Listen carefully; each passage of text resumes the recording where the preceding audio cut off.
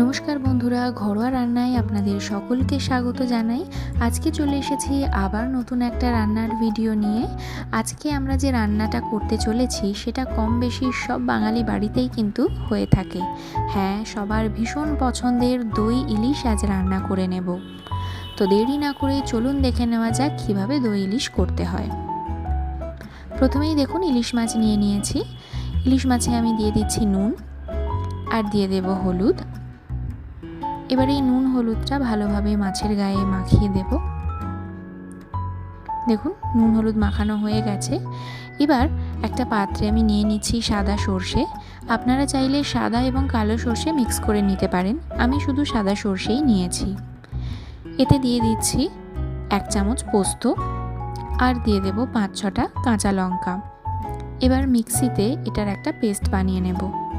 দেখুন একটা পেস্ট বানিয়ে নিয়েছি। পুরো পেস্টটাই কিন্তু আমরা মাছের ওপর দিয়ে দিচ্ছি। পুরো পেস্টটা দিয়ে দিয়েছি। এবার আর একটা পাত্রে নিয়ে নিচ্ছি টক দই। যেহেতু দই ইলিশ তাই টক দইটা অবশ্যই দিতে হবে। তো টক দইয়ের ওপর দিয়ে দেব হলুদ গুঁড়ো আর দিয়ে দেব লঙ্কার গুঁড়ো, পরিমাণ মতো নুন আর পরিমাণ মতো চিনি। যেহেতু নুন চিনি আর পরে দেওয়া হবে না, তাই একেবারেই পরিমাণ মতো নুন এবং চিনিটা দিয়ে আমরা এই পেস্টটা বানিয়ে নিলাম। দইয়ের এই পেস্টটা এবার আমরা মাছের ওপর দিয়ে দিচ্ছি। পুরো পেস্টটা দিয়ে চামচের সাহায্যে ভালোভাবে মিক্স করে নেব এবং 10 মিনিটের জন্য ম্যারিনেট করতে রেখে দেব। এবার নিয়ে নিচ্ছি একটা ফ্রাইং প্যান। ফ্রাইং প্যানে আমরা সরষের তেল দেব। সরষের তেলটা গরম হওয়া অবধি অপেক্ষা করব। সরষের তেল গরম হয়ে গেছে, এতে দিচ্ছি কালো জিরে ফোড়ন। এবার গ্যাসের ফ্লেমটা কমিয়ে মাছগুলো ছেড়ে দেব। মাছগুলো ছেড়ে দেওয়ার পর দইয়ের যে মিক্সচারটা সেটা পুরোটা দিয়ে দেব। এবং দেখুন আমি যে বাটিটাতে মিক্সচারটা করেছিলাম সেই বাটিতে অল্প একটু জল দিয়ে বাকি যে মিক্সচারটা আছে সেটা ধুয়ে আমি এতে ঢেলে দেব। দেখুন সামান্য একটু জল দিয়ে আমি এটা ঢেলে দিলাম। এবার চামচের সাহায্যে মাছগুলোকে অল্প একটু নাড়াচাড়া করে নেব যাতে তলায় ধরে না যায়।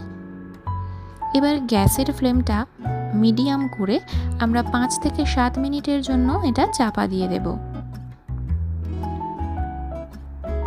খুব তাড়াতাড়ি যেহেতু ইলিশ মাছ রান্না হয়ে যায় তাই 5 মিনিট ঢাকনাই যথেষ্ট। 5 মিনিট পর ঢাকনা খুলছি। দেখুন মাছটা কিন্তু একদম সেদ্ধ হয়ে গেছে এবং আমাদের রান্নাটাও কিন্তু অলমোস্ট কমপ্লিট হয়ে এসেছে।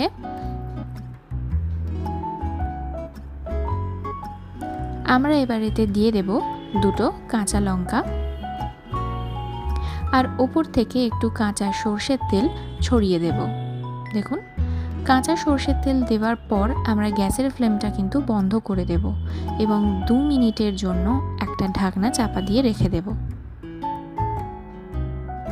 ব্যাস আমাদের দই ইলিশ কিন্তু একদম রেডি হয়ে গিয়েছে। এবার আমরা এটা পরিবেশন করতে পারবো। দুপুরে গরম ভাতের সঙ্গে এই দই ইলিশ খেতে কিন্তু ভীষণ ভালো লাগে। তো আপনারা অবশ্যই এই রান্নাটা ট্রাই করে দেখতে পারেন। আপনারা নিশ্চয়ই বুঝতে পেরেছেন রান্নাটা কত তাড়াতাড়ি হয়ে যায়। মাত্র 15 মিনিটেই কিন্তু এই পুরো রান্নাটা কমপ্লিট হয়ে যায় আর খেতে ভীষণ ভীষণ সুস্বাদু হয়। তো আমার এই রান্নাটা আপনারা বাড়িতে অবশ্যই ট্রাই করুন, আপনাদের নিশ্চয়ই ভালো লাগবে। আর আমার এই ভিডিওটা কেমন লাগলো সেটা কমেন্ট করে জানান আর লাইক এবং শেয়ার করতে ভুলবেন না কিন্তু। আর আমার চ্যানেলে যদি নতুন ভিজিট করেন অবশ্যই আমার চ্যানেলটি সাবস্ক্রাইব করবেন। খুব ভালো থাকুন, ধন্যবাদ।